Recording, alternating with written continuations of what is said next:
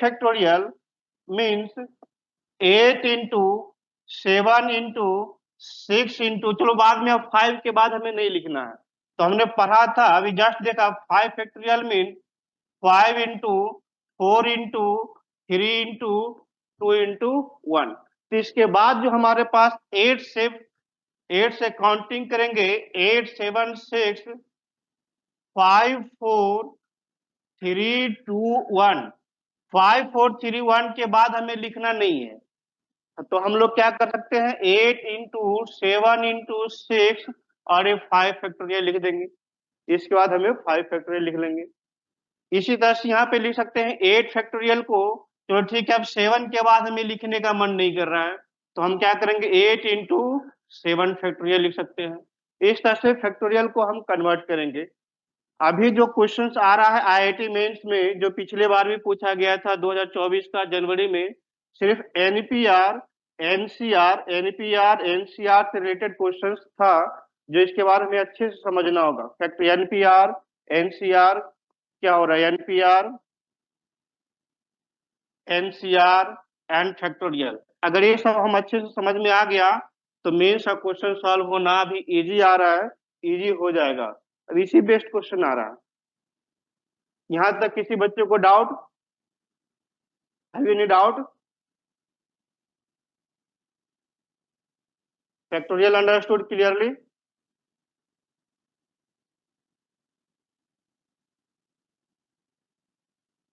किसी को कुछ डाउट है? फैक्टोरियल समझ में आ गया? ओके, हम आगे बढ़ते हैं। 8 factorial, 7 factorial, just convert in factorial, convert in factorial.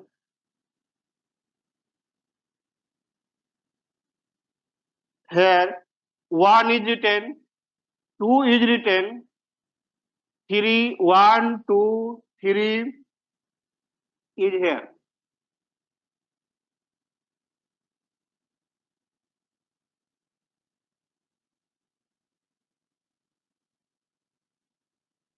One, two, three, but 4 5 6 7 8 9 is not 8 9, that 9 return है, तो इसे फैक्टोरियल फॉर्मेट में लिखना होगा।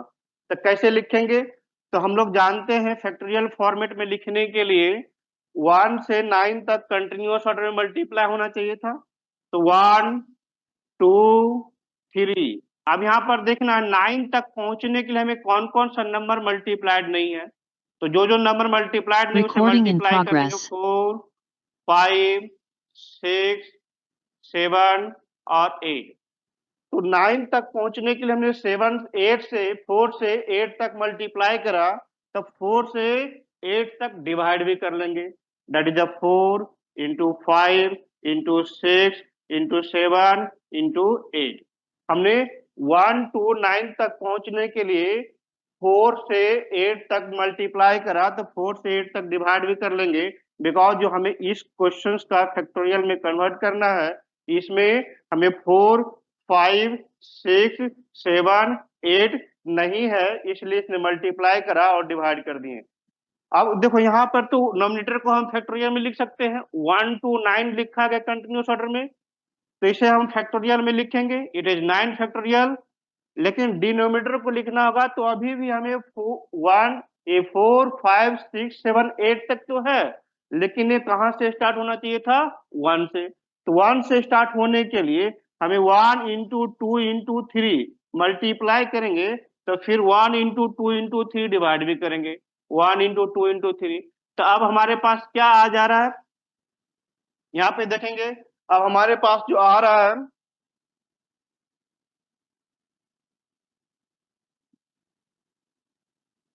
1 से 9 तक कंटिन्यूअस ऑर्डर में मल्टीप्लाई है, तो 9 फैक्टोरियल लिख देंगे। फिर 1 2 3 कंटिन्यूअस ऑर्डर में मल्टीप्लाई है, 3 फैक्टोरियल लिख देंगे। 1 to 8 कंटिन्यूअस ऑर्डर में मल्टीप्लाई है, 8 फैक्टोरियल लिख देंगे। इस तरह से हमने कन्वर्ट करा 1 2 3 9 को फैक्टोरियल के फॉर्मेट में लिखा। Any doubt?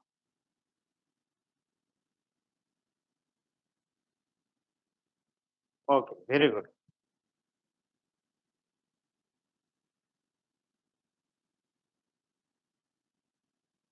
Next page. Here write, you know, 2 into 4 into 6 into 8 into 10. Every even number is multiplied till 2n. Write in the factorial form.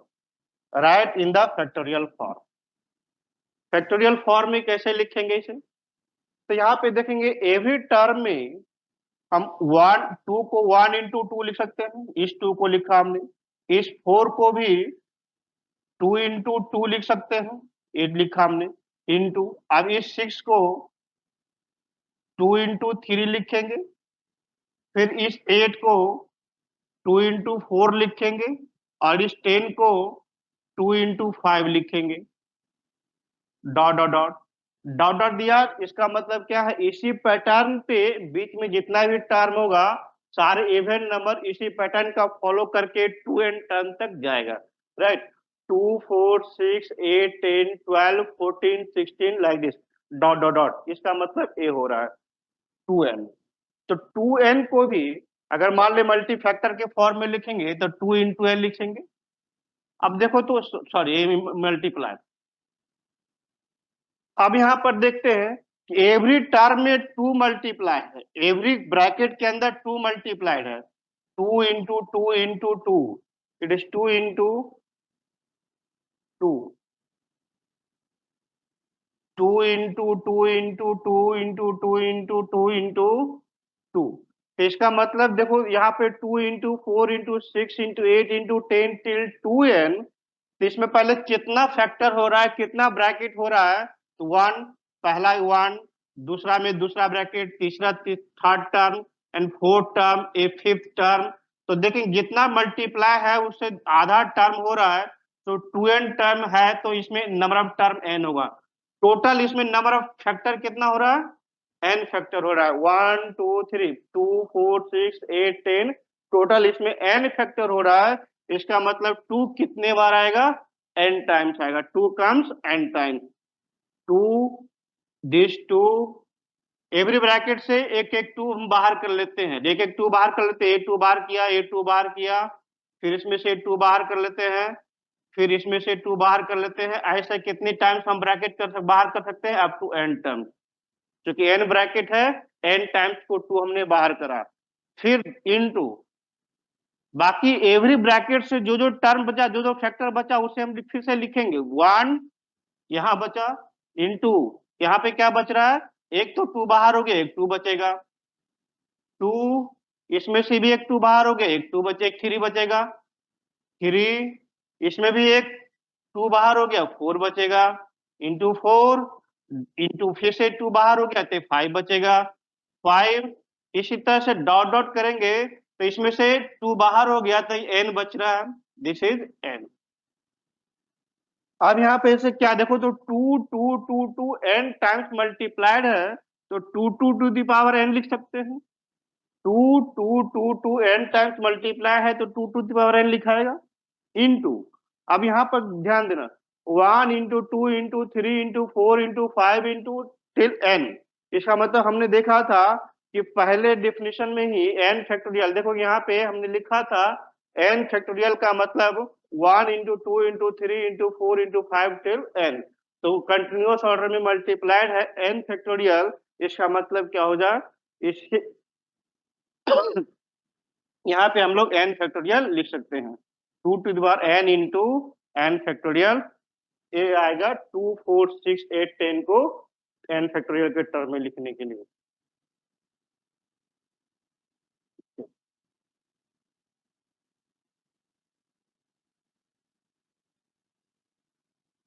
Question number 2, next question. कोई doubt है तो doubt पूछ लोगे, कोई problem नहीं है। अगर नहीं समझ में आ रहा तो फिर दोबारा हम समझाएंगे। फिर इसी तरह से अगर ऑड नंबर मल्टीप्लाई रहेगा, 1 into 3 into 5 into 7 into 9 dot dot dot till 2n minus 2n-1 odd number तक मल्टीप्लाई, इसे फैक्टोरियल के टर्म में कन्वर्ट करना है। तो इसमें क्या कर सकते हैं, इसमें देखो, इसमें तो टू इवन नंबर था तो 1 into 2 लिखा, इसमें 2 into 2 लिखा, 2 into 3 लिखा, एवरी टर्म्स इवन नंबर में था तो हमने फैक्टर इवन नंबर में कन्वर्ट करके एक 2 को बाहर कर लिया। लेकिन इसमें तो सारा ऑड नंबर है, इसमें हम 2 के फैक्टर में नहीं लिख सकते हैं।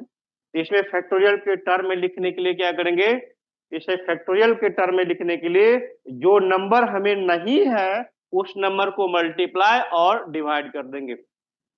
Any doubt? Okay. 1 3 5 7 9 dot dot dot 2n-1, जो टर्म्स हमारे पास नहीं दिख रहा है उस टर्म को हम, जो नंबर नहीं दिख रहा उस नंबर को पहले मल्टीप्लाई करेंगे। दैट इज 1, 2 नहीं दिख रहा है तो 2 मल्टीप्लाई कर दिया, 3 है, 4 नहीं दिख रहा है 4 मल्टीप्लाई कर दिया, फिर 5 है, 6 नहीं दिख रहा है 6 मल्टीप्लाई कर दिया, 7, इसके बाद 8 नहीं दिख रहा 8 मल्टीप्लाई कर दिया, 9, सो ऑन। यहाँ पे हमें क्या पैटर्न मिल रहा है, एवरी इवन नंबर मल्टीप्लाई किया जा रहा है, 2 4 6 8 डॉट डॉट डॉट, लास्ट में टर्म 2n-1 इज गिवन है, लास्ट टर्म 2n-1 है,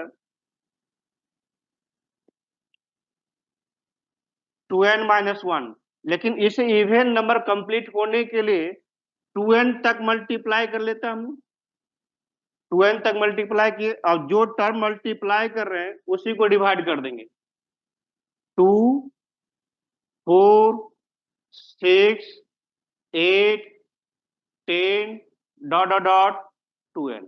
हमने 2 से 4 6 8, अब यहाँ पर देखो तो अभी A1 से 1 2 3 4 5 6 7 8 9 अब रेगुलर नंबर है, सारे नेचुरल नंबर है, 2n टर्म तक सारे नेचुरल नंबर आ गया, ये 2n तक टर्म तक सारे नेचुरल नंबर आया, तो यहाँ पे हम लोग इसे फैक्टोरियल के टर्म में लिखेंगे तो डेट इज 2n फैक्टोरियल लिख सकते हैं। This is 1 2 3 4 5 6 till 2n, so it is 2n factorial. और इसे जस्ट अभी हमने कन्वर्ट करा था, 2 into 4 into 6 into 8 into 10 into 2n को करा था हमने 2 to the power n into n factorial, 2 to the power n into n factorial, ये हमारा आंसर आएगा। अंडरस्टूड? कोई डाउट यहाँ तक किसी को समझने में? It is attendance message academic, okay. किसी बच्चे को कोई प्रॉब्लम है तो बताओगे, हम फिर से रिप्लाई करेंगे। नेक्स्ट, हमने फैक्टोरियल के बारे में देखा कि फैक्टोरियल क्या हो रहा है, अभी जस्ट फिर से देखते हैं। 5 फैक्टोरियल का मतलब होता है 5 into 4 into 3 into 2 into 1।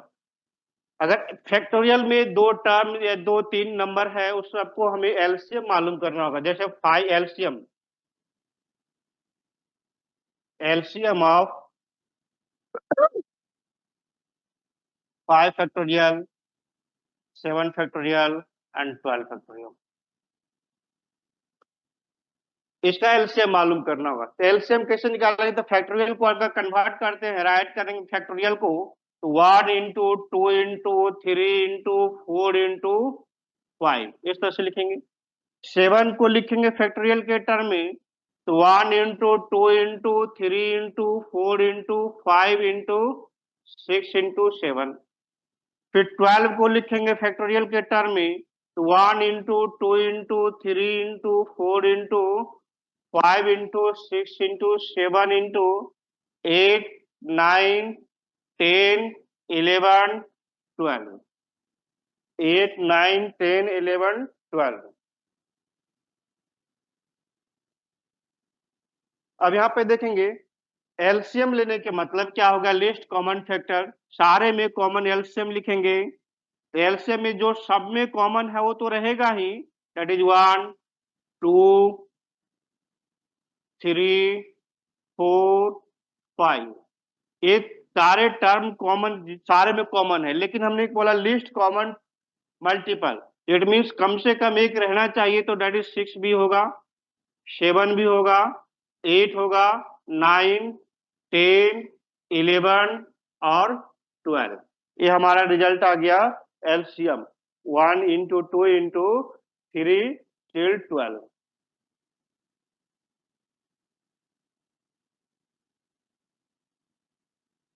till 12, so that is the 12 factorial. अब यहाँ पर देखेंगे एक रेगुलर पैटर्न मिल गया। एलसीएम लेने का मतलब क्या हो गया, 5 फैक्टोरियल, 7 फैक्टोरियल और 12 फैक्टोरियल, जो सबसे बड़ा है वही एलसीएम हमेशा आएगा। दैट इज, अगर मान लो 8 फैक्टोरियल, 15 फैक्टोरियल और 16 फैक्टोरियल, इसका एलसीएम मालूम करना होगा, तो एलसीएम हमें सिर्फ 16 फैक्टोरियल ही आएगा। दैट इज द 16 फैक्टोरियल, जो सबसे बड़ा है वही एलसीएम आएगा। 8 फैक्टोरियल, 15 फैक्टोरियल और 16 फैक्टोरियल, 16 फैक्टोरियल बड़ा है तो 16 फैक्टोरियल एलसीएम हो जाएगा। अब यहाँ पे देखेंगे कुछ भी कितना भी टर्म हमने यहाँ पे 3 फैक्टोरियल को लेकर एग्जांपल लिखा, 4 फैक्टोरियल, 5 फैक्टोरियल कितना भी ले सकते हो, 5 फैक्टोरियल, 7 फैक्टोरियल, मान लो 8 फैक्टोरियल और 18 फैक्टोरियल, 3 फैक्टोरियल, इसका एलसीएम निकालना है। इसका एलसीएम तो सबसे बड़ा जो नंबर है हमारे पास 18 फैक्टोरियल होगा, तो इसका एलसीएम जो आएगा 18 फैक्टोरियल आएगा। This is 18 factorial. Understood?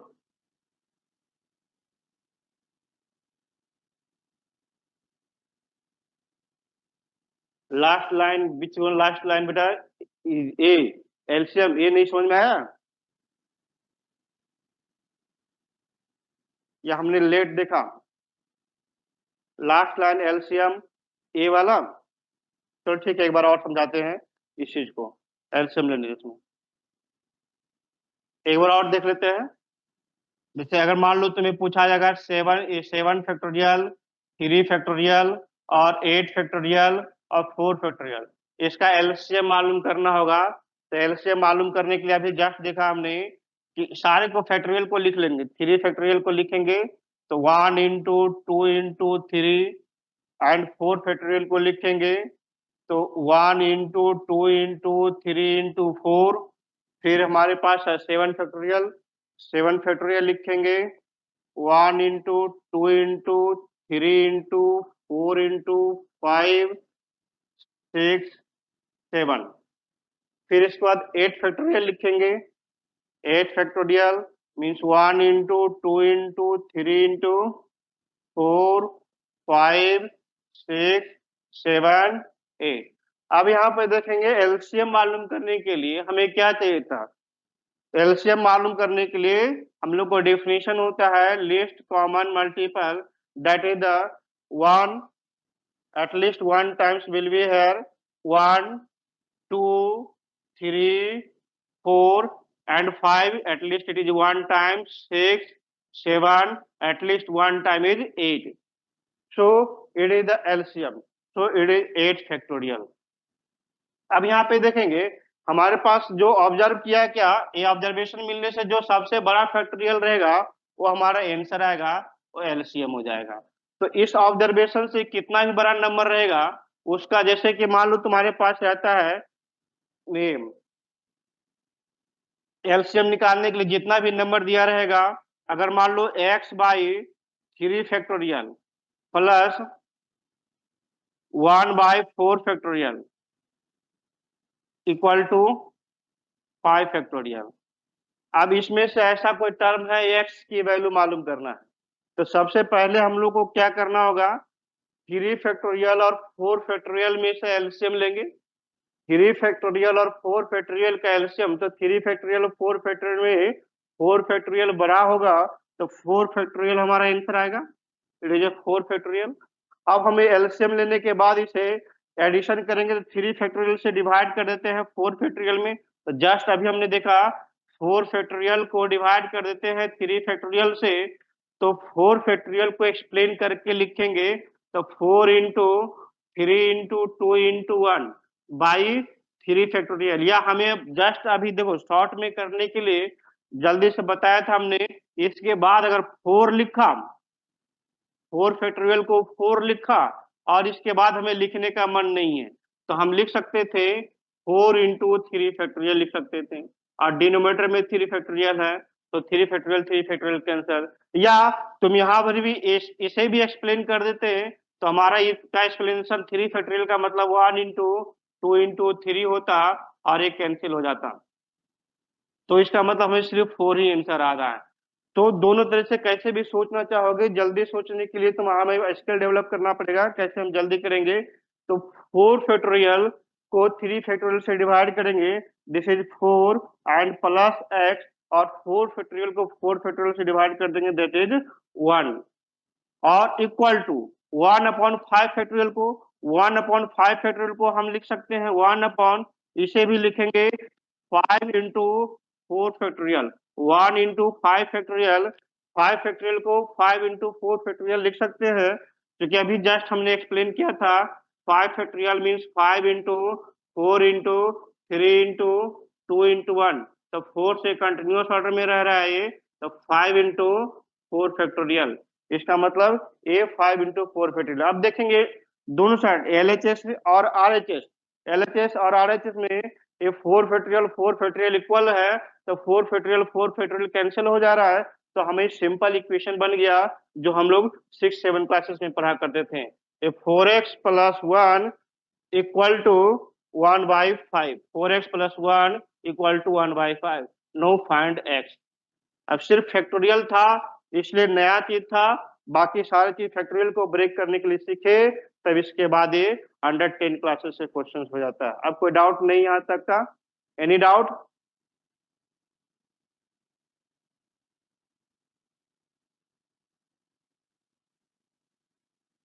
Any doubt?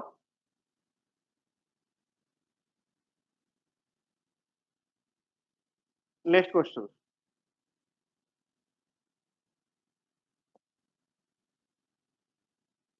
Let's start NPR.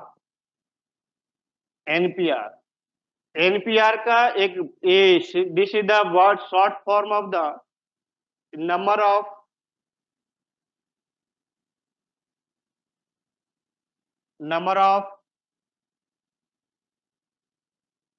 permutation of n different things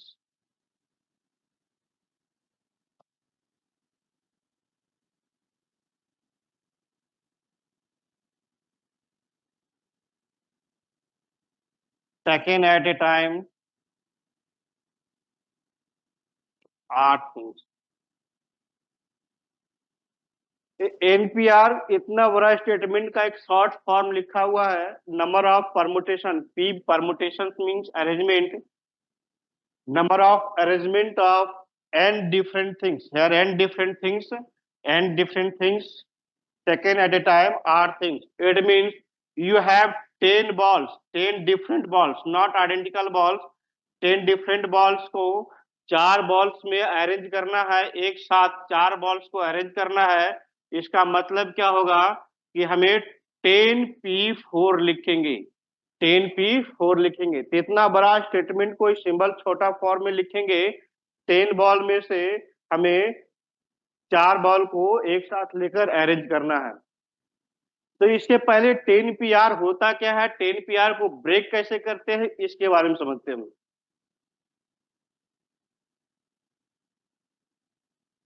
10pr NPR, NPR का डेफिनेशन होता है, इसका ब्रेक करने की तरीका है n factorial by n minus r factorial, n factorial by n minus r factorial. इसमें अभी हमें जस्ट 2024 में जो क्वेश्चन पूछा गया है इसका रेंज पूछा गया है, मतलब all possible value of n और आर, एन की वैल्यू क्या हो सकता है, आर की वैल्यू क्या हो सकता है। एक चीज तो हमने देखा नहीं, देखो यहाँ पे हम आगे पढ़ेंगे तो 0 फैक्टोरियल भी मिलेगा, तो 0 फैक्टोरियल का मतलब 1 होगा, 0 फैक्टोरियल का मतलब 1 होगा, और 1 फैक्टोरियल का मतलब भी 1 होगा। इसका मतलब 0 और 1 इक्वल नहीं कह सकते हैं, इसका मतलब ये 0 factorial is equal to 1 factorial हो रहा है, बोथ आर इक्वल, बट 0 और 1 इक्वल तो नहीं होगा, 0 फैक्टोरियल और 1 फैक्टोरियल 1 होगा। अब यहाँ पर देखिए एनपीआर का मतलब n factorial by n minus r factorial. अब एनपीआर कहने का मतलब क्या हो रहा है,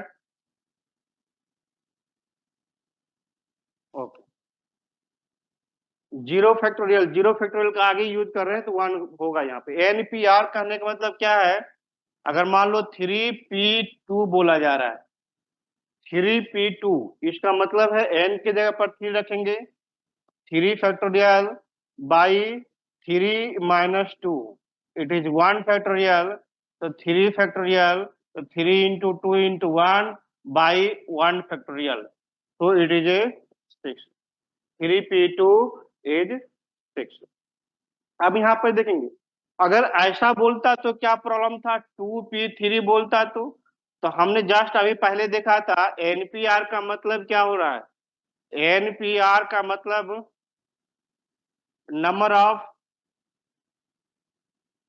number of permutation of n different things given, n things are given here, n different things, जैसे अभी जस्ट देखा था तुम्हें 10 बॉल में से 3 बॉल को एक साथ अरेंज करना है, एक साथ बैठाना है। ऐसे तुम लोग क्लास में 15 बच्चे हो, 15 बच्चे को एक रो में मान लो एक साथ 4 बच्चे को बैठाना होगा, तो हम लोग कितने तरह से बैठा सकते हैं, 15P4। लेकिन अगर ऐसा कहता है कि टोटल क्लास में 15 बच्चा है और 20 बच्चे को एक साथ बैठाओ, तो ये तो मीनिंगलेस स्टेटमेंट हो गया। इसे हम लोग लिख ही नहीं सकते हैं, बैठा ही नहीं सकते हैं। Already I have given only 15 students, तो 15 स्टूडेंट्स में 20 को बैठाना हमारे लिए पॉसिबिलिटी नहीं है, ये मीनिंगलेस स्टेटमेंट हो जाएगा। इसलिए हम लोग यहाँ पे जो भी लिखेंगे, इस हमने क्या बोला था, इस टोटल बड़ा सा स्टेटमेंट जो लिखा था उसका ये शॉर्ट फॉर्म है, number of permutation of n different things taken at a time r things. Sure है इसका मतलब क्या हो रहा है, एन की वैल्यू बड़ा होगा ही आर से। देखना यहाँ पे एन की वैल्यू क्या होगा, आर से बड़ा होना ही होना है, तभी हमें पॉसिबिलिटी है। सम टाइम्स ऐसा भी लिख सकते हैं, जैसे अगर मान लो क्लास में 15 बच्चा है, टोटल 15 के 15 बच्चे को बैठा दो तो इट इज पॉसिबल, क्योंकि 15 बच्चे हमारे पास है, टोटल को एक रो में बैठाएंगे तो ये पॉसिबल है। लेकिन 15 बच्चे हैं और 16 को एक रो में बैठाएंगे, ये स्टेटमेंट मीनिंगलेस स्टेटमेंट होता है।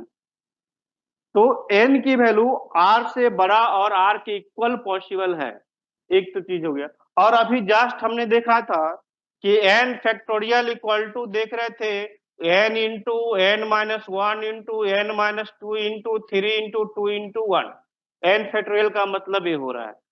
कभी ऐसा देखा डेट इज द 5 फैक्टोरियल भी देखा था हमने, 5 factorial 5 into 4 into 3 into 2 into 1, इतना देखा था हमने। फिर 7 फैक्टोरियल देखा था हमने, 7 into 6 into 5 into 4 into 3 into 2 into 1। लेकिन कभी हमने देखा था क्या 5/2 फैक्टोरियल? ऐसा नहीं देखे थे, ऐसा ये डिफाइंड नहीं है। हमने क्या बोला था, एन फैक्टोरियल डिफाइन करेंगे ऑलवेज इंटीजर नंबर, और वो भी positive integer number.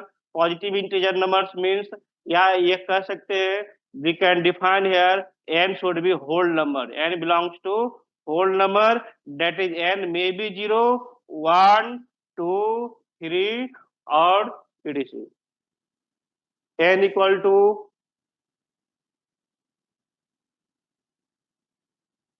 okay, n belongs to whole number. यहाँ पे देखो, यहाँ पे फिर से आगे थोड़ा से पेज टर्न करते हैं, कॉपी कर लिया होगा तुम लोगों ने आई होप। डेट देखा है यहाँ पर NPR, अभी हमने देखा कि फैक्टोरियल, यहाँ पर फैक्टोरियल लिखने के लिए factorial n belongs to n factorial मतलब क्या, n की वैल्यू क्या क्या पॉसिबल है, n belongs to whole number, that is n may be 0, 1, 2, 3, 4, 5। हम 5/2 फैक्टोरियल नहीं लिख सकते हैं, 5/2 फैक्टोरियल ये मीनिंगलेस हो गया। 10/3 फैक्टोरियल नहीं लिख सकते हैं, मीनिंगलेस हो गया, ये फ्रैक्शन में नहीं आना चाहिए था n।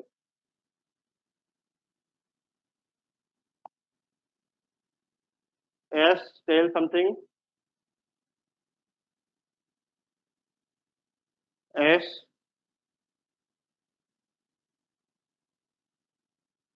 What is your doubt?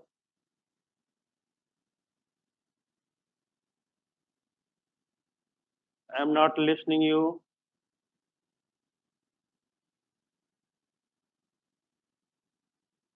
तो डेफिनेशन के अकॉर्डिंग एन पी आर, अभी हमने देखा था डेफिनेशन के अकॉर्डिंग एन की वैल्यू आर से बड़ा होना चाहिए। फिर दूसरा है एन और आर दोनों इंटीजर नंबर, दोनों भी नेचुरल नंबर होना चाहिए, दोनों होल नंबर भी होना चाहिए, ऐसा लिख सकते हैं। दोनों को हम होल नंबर भी बोल सकते हैं, एन और आर भी होल नंबर हो सकता है। एन मतलब यहाँ पे एन भी निगेटिव नहीं, आर भी निगेटिव नहीं, आर भी integer number, positive integer number लिख सकते हैं। और इसमें देखेंगे एन की वैल्यू आर से बड़ा होगा। डेट इज, अगर देखो तो क्वेश्चन फंक्शन के अकॉर्डिंग सोचते हैं तो कैसे आएगा, इसी में फंक्शन के अकॉर्डिंग सोचेंगे। अगर लिखेगा 5p3 5px f x equal to, if f x equal to 5px लिखता है तो क्वेश्चन बोला जा रहा है कि फाइंड या range of x, find range of x, x की क्या पॉसिबल वैल्यू होगा जिसके लिए डिफाइन हो सकता है, what is the value of x है। तो हम लोग एक्स की वैल्यू क्या क्या ढूंढ सकते हैं, या तो जीरो लिख सकते हैं बिकॉज 5 भी जीरो होगा, सही है। एक्स की वैल्यू हम लोग 1 लिख सकते हैं, 5p1 डिफाइन होगा। एक्स की वैल्यू 2 लिख सकते हैं, 5p2 डिफाइन होगा। एक्स की value dot dot dot x की वैल्यू 5 तक लिख सकते हैं, 5p ये भी डिफाइन, 5p5 भी डिफाइन है। लेकिन हम लोग एक्स की वैल्यू अगर 6 लिख देंगे तो ये 5p6 ये मीनिंगलेस हो जाएगा, एग्जिस्ट नहीं करेगा।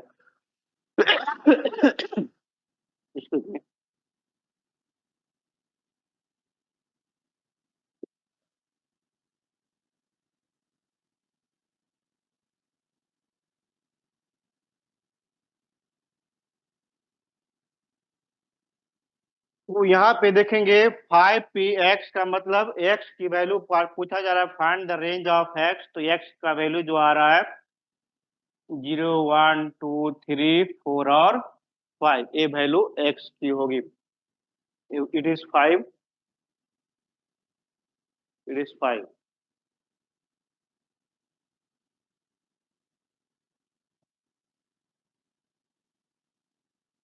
अंडरस्टूड। तो यहाँ पे सिमिलरली अगर ऐसा क्वेश्चन देखो फंक्शन के अकॉर्डिंग इस तरह से सोचेंगे। नेक्स्ट अगर क्वेश्चन ऐसा रखते हैं कि f x equal to, f x equal to root under of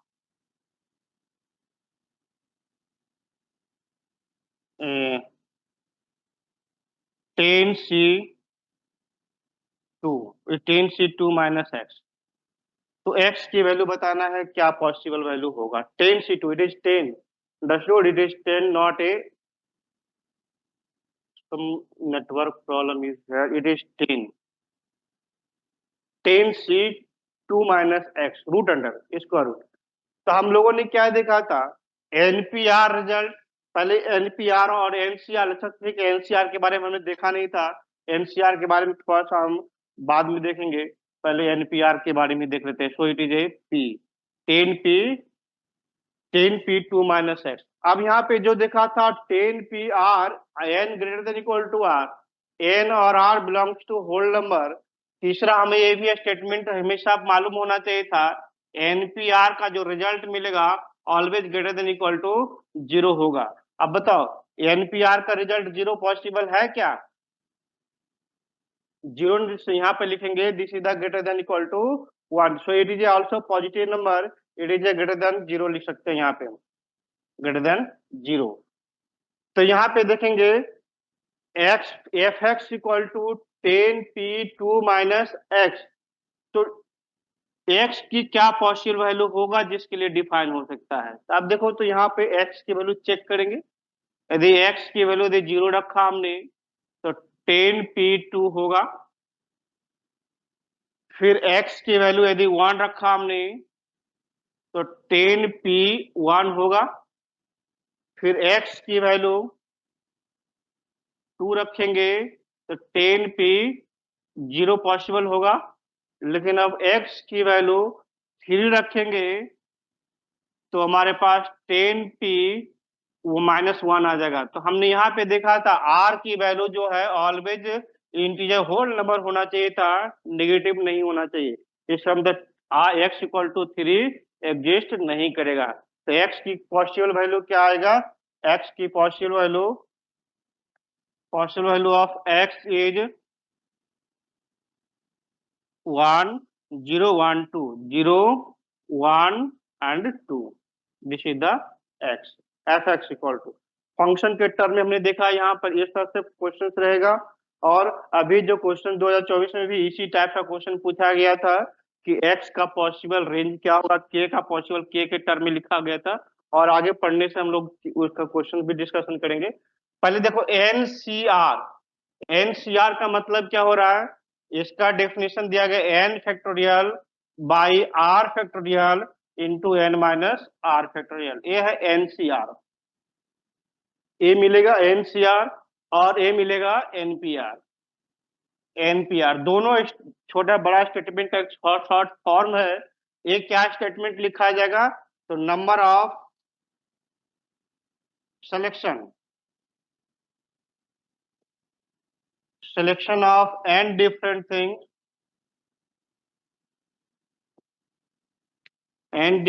things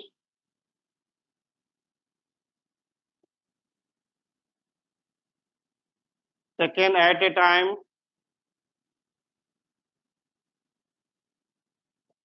are things।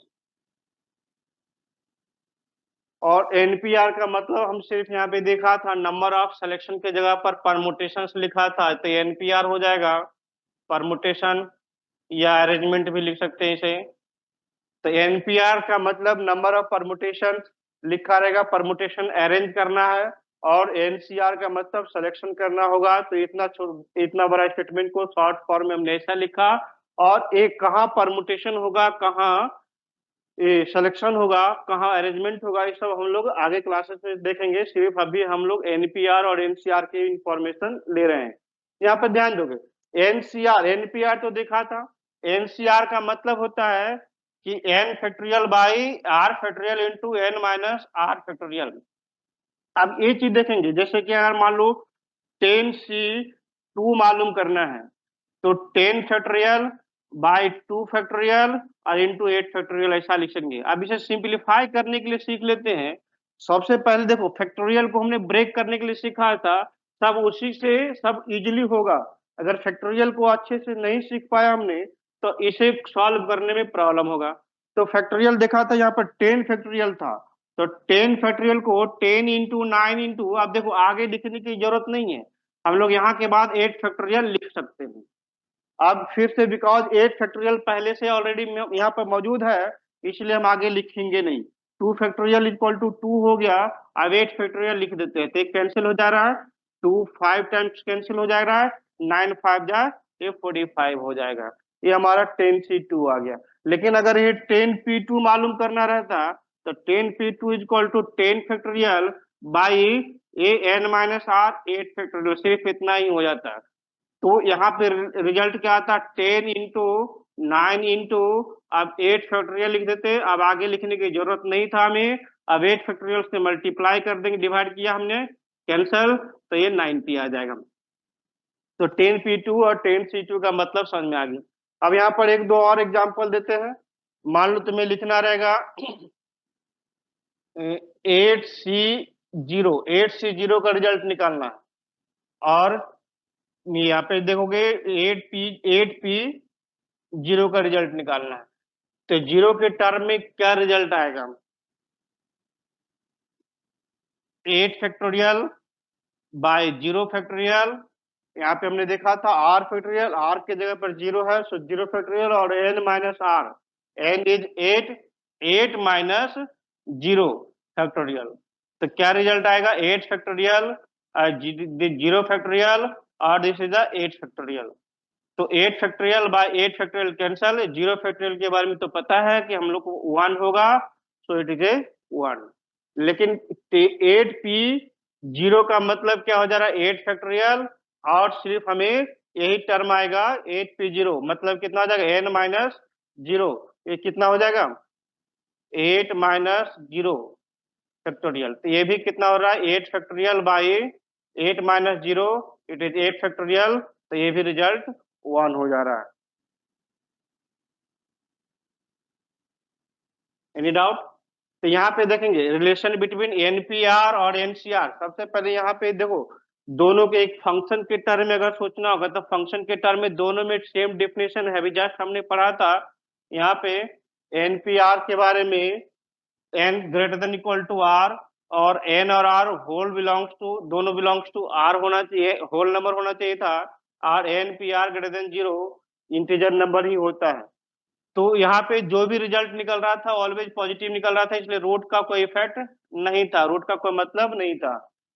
फिर एनसीआर का भी डेफिनेशन यही होता है, n greater than equal to are होना चाहिए था, एन और r belongs to whole number होना चाहिए था।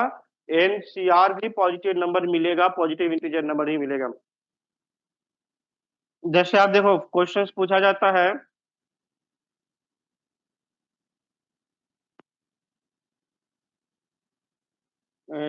F x equal to, just function के टर्म में जैसे भी क्वेश्चन पूछा गया था फंक्शन के टर्म में, 10 minus x c x minus 5, find the range of x.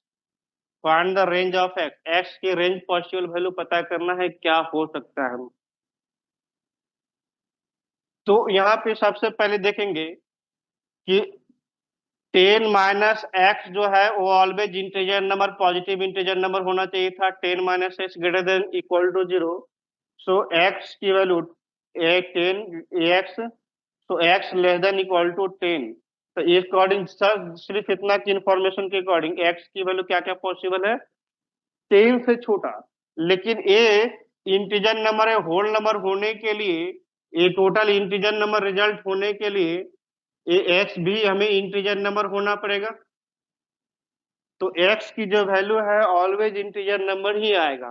इसका मतलब है एक्स की positive value of 0, 1, 2, 3, 4, 5, 6, 7, 8, 9 and 10 equal to 10 तक है, तो हमने ऐसा लिखा। लेकिन इसके अकॉर्डिंग डेफिनेशन देखो, अब यहाँ पे देखेंगे x-5, x-5 greater than equal to 0, ये भी हमें x-5 ग्रेटर देन 0 होना चाहिए था, और x belongs to integer number होना चाहिए था। तो x की वैल्यू इंटीजर नंबर 5 से बड़ा, so x greater than equal to 5 होगा। तो हमारा ऑप्शंस क्या ढूंढ सकते हैं, तो x की वैल्यू 5, सॉरी 5 भी पॉसिबल है यहाँ पे, x इक्वल टू 5, 6, 7, 5 से बड़ा बहुत सारा नंबर हो सकता है, 8, 9 डॉट डॉट डॉट। लेकिन हमें x की वैल्यू वही एग्जिस्ट करेगा जो दोनों को एग्जिस्ट कर रहा होगा, यहाँ पर इसके लिए भी एग्जिस्ट कर रहा होगा और इस इक्वेशन के लिए भी एग्जिस्ट कर रहा होगा। दोनों इक्वेशन के लिए जो कॉमन वैल्यू आ रहा होगा वही x की वैल्यू हम लोग कंसिडर करेंगे। तो दोनों के मिल के क्या आ रहा है, x की वैल्यू 5, 6, 7, 8, 9 टिल 10, और भी नहीं आ रहा है, 5, 6, 7, 8, 9, 10, यहाँ तक तो सिर्फ हमें दो इंफॉर्मेशन से हमें एक्स की वैल्यू मिला। लेकिन यहाँ पर एक चीज हम और छोड़ रहे हैं, हमें क्या छोड़ रहे हैं, तो हमको पता है कि 10 माइनस एक्स एनसीआर में N greater than equal to r होता है।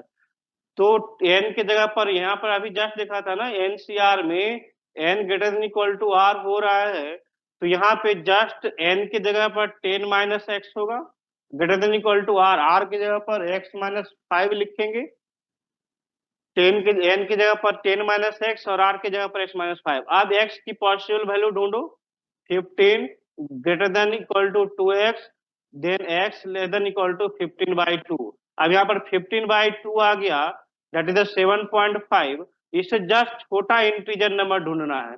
इससे छोटा इंटीजर नंबर 7 हो सकता है, 6 होगा, 5 होगा, 4, 3, 2, 1। लेकिन अब सबका कॉमन वैल्यू जो आएगा वो हमारा आंसर आएगा। अब तीनों का कॉमन वैल्यू हमें जो ढूंढो, तो ये दोनों का तो कॉमन वैल्यू हमने लिया कि 5, 6, 7, 8, 9, 10 हो रहा है, और इसकी वैल्यू अब यहाँ से ढूंढेंगे तो क्या रिजल्ट आएगा, सबका कॉमन वैल्यू हमें ढूंढो। 5 तो cancel, 1 cancel, 2 cancel, 3 cancel, 4 cancel, 5 सिर्फ और सिर्फ 5 आ रहा है, 6 आ रहा है और 7 आ जा रहा है। 5, 6 और 7 ये तीनों आंसर हो जाएगा। इतना के बाद हमारे पास क्या करेंगे, अगर इतना ये तीनों आंसर होगा, इसके बाद भी चेक करना होगा। अगर आंसर में सेटिस्फेक्शन नहीं मिल रहा है तो हम लोग इसके बाद चेक करेंगे। क्या चेक करेंगे? 10p, अगर मान लो 5 पुट कर दिया तो 10 minus 5 c 5 minus 5 that is 5c0 exist करता है। फिर अगर मान लो x की जगह पर 6 पुट कर दिया, 10 माइनस 6 एंड 6 माइनस 5, तो ये रिजल्ट आ जाएगा 4c1, ये भी एग्जिस्ट करता है। यानी जो हमने आंसर दिया चेक करें, जो आंसर दिया करेक्ट है या नहीं करेक्ट है, उसको चेक करने के लिए ये पुट करके चेक करेंगे। सबसे पहले तो हम लोग को कॉमन वैल्यू ढूंढेंगे, जो कि चेक करना हमारे लिए ज्यादा आसान हो जाएगा। फिर 10 माइनस 7 पुट कर देते हैं, तो 10 माइनस 7 सी 7 माइनस 5, 7 माइनस 5, तो रिजल्ट कितना आ जा रहा है? 3c2, ये भी एग्जिस्ट कर रहा है। तो हमारा जो आंसर होगा x की वैल्यू 5, 6 और 7 आ जाएगा। Any doubt? किसी तरह से किसी को कोई प्रॉब्लम नहीं है ना? कोई प्रॉब्लम नहीं है। चलो एक चीज और थोड़ा सा बेसिक देखते हैं।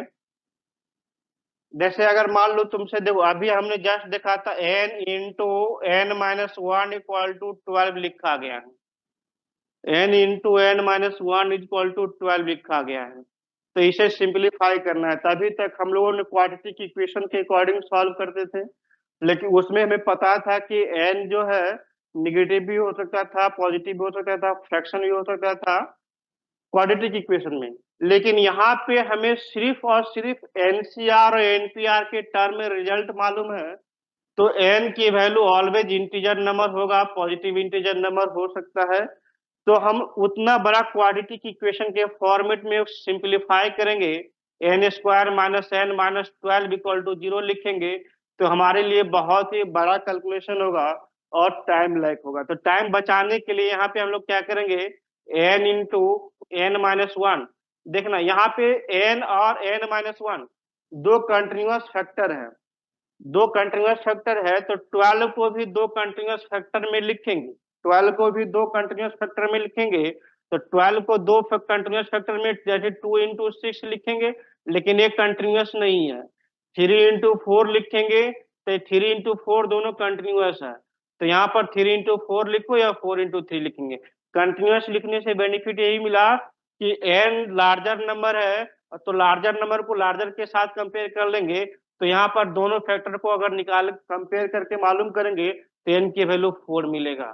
तो ये हमारा, ये दो फैक्टर में भी हो सकता है, 3 फैक्टर में भी हो सकता है, 4 फैक्टर में भी हो सकता है। इसे हम लोग इस तरह से सॉल्व कर सकते हैं। समझ में आया ना? ऐसा कोई doubt? What is your doubt? No doubt. जैसे 3 फैक्टर में भी अगर रहता है, देखो n into n minus 1 into n minus 2 into 12, चलो ठीक है 12 होता।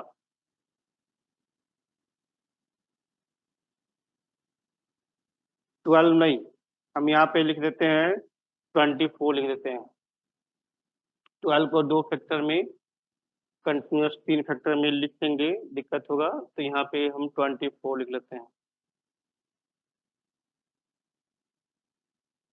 हाँ, अब देखो यहाँ पे n की वैल्यू निकालना रह गया। n की वैल्यू कैसे निकालेंगे? n इंटू 3 कंटिन्यूअस ऑर्डर में है, तो 24 को 3 कंटिन्यूअस ऑर्डर में फैक्टर करना होगा, तो कितना लिखेंगे? 2 इंटू 3 इंटू 4 12, 3 6, 6 चौक 24, इस तरह से हो जाएगा। 6 चौक 24, इसका मतलब यहाँ पर देखो लार्जर नंबर है। यहाँ पे ये भी ढूंढना होगा, ध्यान देना इस तरह के, एक ही नहीं कि पहले एन है तो एन को 2 लिख देंगे, ऐसा नहीं। एन यहाँ पे लार्जेस्ट नंबर, चूंकि सब पॉजिटिव नंबर है, एन लार्जर है, उससे छोटा एन माइनस 1 है, उससे छोटा एन माइनस 2 है, तो लार्जर ये है, सबसे बड़ा नंबर एन है, तो यहाँ पर सबसे बड़ा नंबर को ही हम लोग एन पुट कर देंगे, तो एन इक्वल टू 4 होगा, ऐसा नहीं है इनको हम 2 पुट कर देंगे सीक्वेंस में, ऐसा नहीं करेंगे। हमेशा इस तरह से ऑर्डर इंपॉर्टेंट होगा, ऑर्डर पे ध्यान रखोगे, फोकस करेगा। ठीक है, तो ठीक है, आज हमने एनपीआर एनसीआर का हमने डिस्कशन करा, फैक्टोरियल के बारे में डिस्कशन करा, इससे रिलेटेड क्वेश्चंस कुछ है जो कि तुम लोग को क्लास में असाइनमेंट दिया जाएगा, असाइनमेंट से क्वेश्चन सॉल्व कर लेंगे। आज हम लोग क्लासेस कहीं तक लीव करेंगे। ठीक है, ओके।